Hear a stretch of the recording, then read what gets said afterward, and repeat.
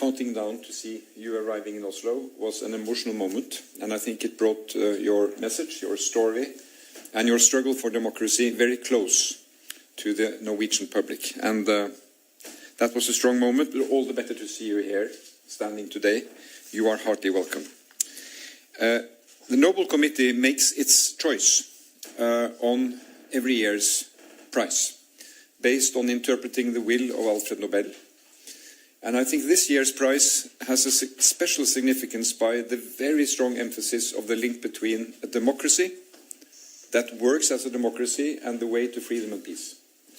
Not only between nations, but in nations. So in Venezuela, we have a situation where authoritarian regime is waging war on its people, with millions of refugees and injustice.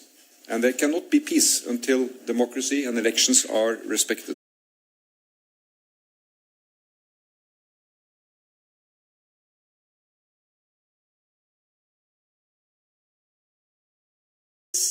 Of the world in this hour, and I assure you that I am very hopeful Venezuela will be free, and we will turn a country into a beacon of hope, an opportunity of democracy, and we will welcome not only the Venezuelans that have been forced to flee, but citizens from all over the world that will find a refuge, as Venezuela used to be decades ago.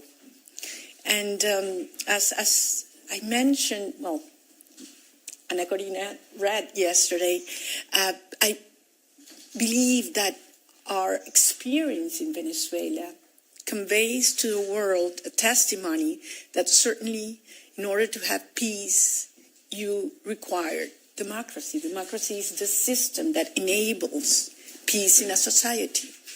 But you cannot have democracy without freedom. And freedom is an individual decision, a rational decision.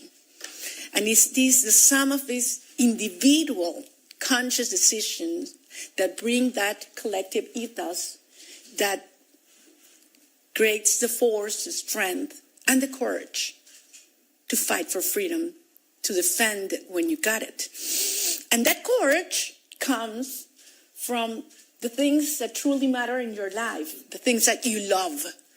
And when you feel that those things are most in danger, then the courage increases. That's why I am convinced that peace ultimately is an act of love.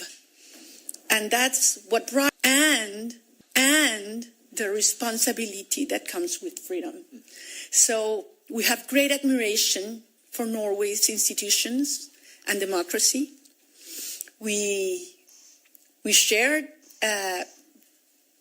benefits that nature has given us, and we admire the way this society has used them on behalf of your people.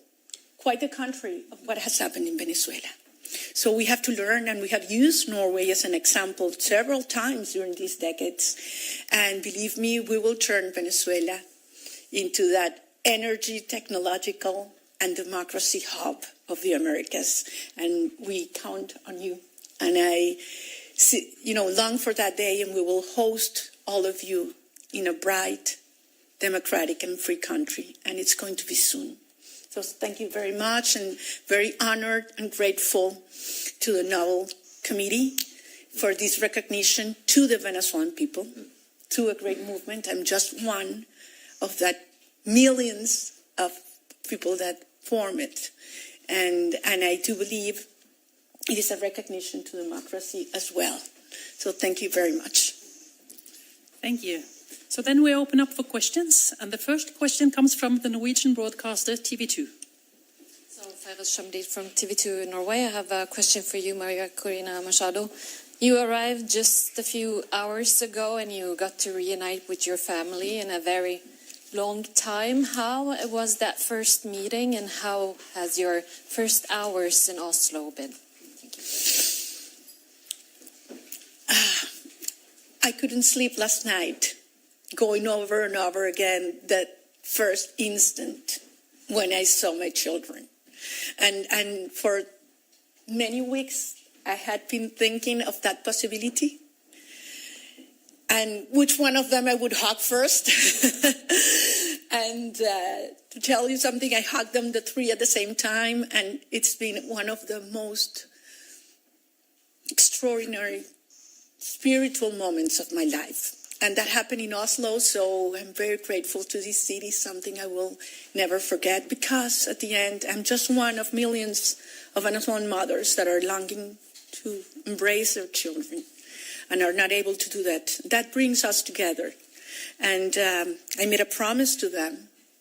I would come here on their behalf to receive the prize, and I will take that prize back to them, because we will make it what I experienced hours ago. We will make it a reality for every one of them, those that have their children in jail, persecuted, in exile. We will make that happen.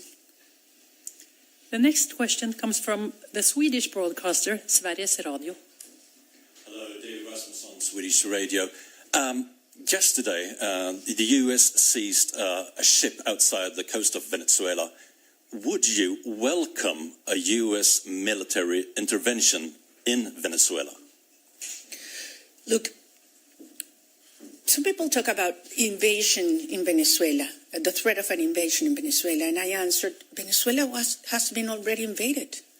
We have the Russian agents, we have the Iranian agents, we have terrorist groups such as Hezbollah, Hamas, operating freely in accordance with the regime.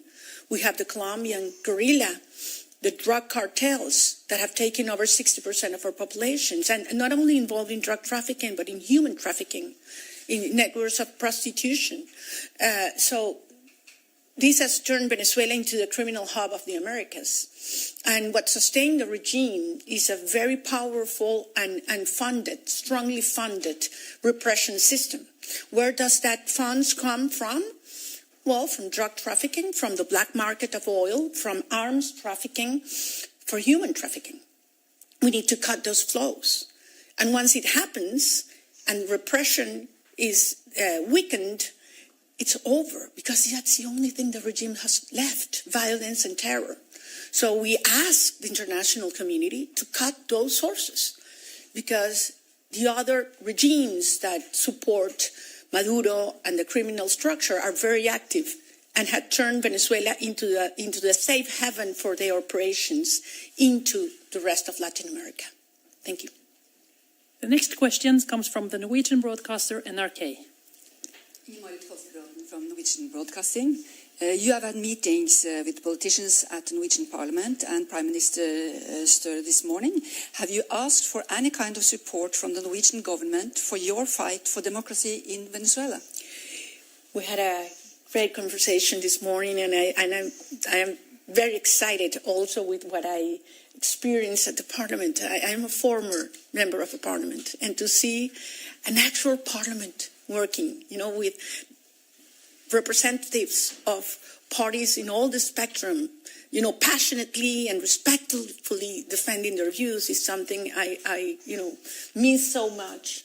And yes, the answer is yes. Not only right now, we need to speak out, to tell the truth, so that people understand what our country is suffering, what our political prisoners are going through.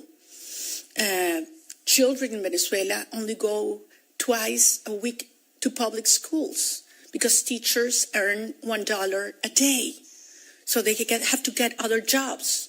So we have our children in the streets, and you know what it means in terms of their future and the risks they run. So yes, we need to speak out.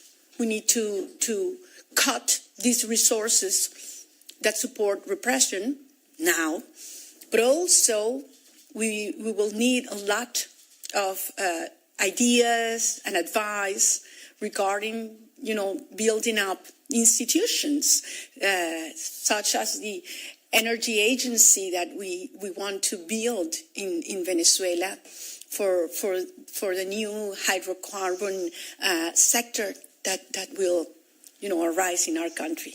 Can I just follow up to say that the laureate does not have to ask for that support, because we respect the will of the Venezuelan people, and that is clear. They expressed under very difficult circumstances their views in an election. which gave, according to all sources, international and domestic, overwhelming response. They want another course. They want a democratic regime. And for Norway, respecting the rule of law and the main principles of the UN Charter is key. So we want to see that change happen. I think what we learn from these days, talking to not only Venezuelan guests but also representatives of Latin America, is that you need a combination of what comes from inside and what comes from outside.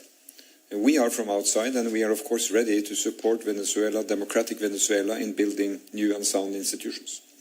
They can count on that. And the last question today comes from CNN. Hi, Maria Corina. I'm Pau Mosquera with CNN. So now you've been in hiding for many, many months. Do you think that the government may have known where were you during this time? I don't think they have known where I have been, and certainly they would have done everything to stop me from coming here. And actually, I want to take advantage of your question to thank all those men and women that risked their lives so that I could be here today. One day I will be able to tell you, because certainly I don't want to put them in risk right now. It was quite an experience, but I think it's worthwhile being here with you, telling the world what's happening in Venezuela, what it means to you as Norwegians and as Europeans, or from all the places where you come from, why Venezuela matters for the world. I mean, when you fight for freedom, you're fighting for humanity. And when we win, because we will, this will be an extraordinary example for those countries that today do not have freedom, and that people are telling them what we used to hear, that it was impossible to achieve it.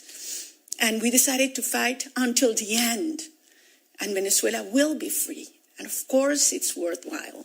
And when I go back, the regime will, well, there are two possibilities, certainly where the regime will be, but if it's still in power, certainly I will be with my people, and they will not know where I am. We have ways to do that and take care of us.